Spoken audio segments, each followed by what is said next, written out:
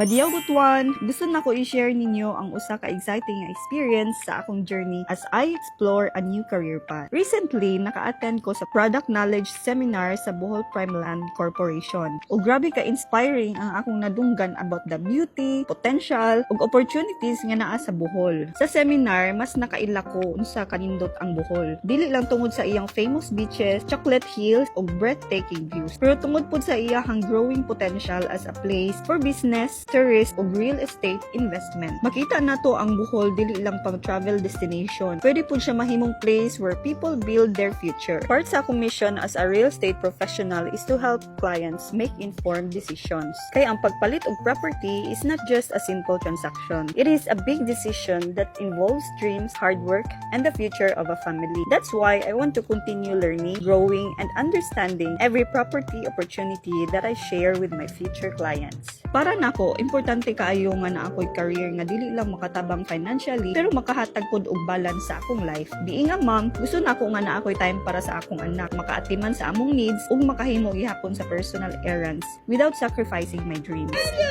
Papa Jinja, Mommy. One.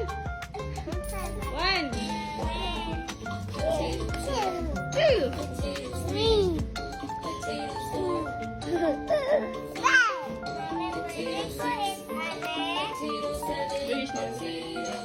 I love you. Kani nga journey reminds me nga possible di ay nga mag-build ka og career while still being present for the people who matter most.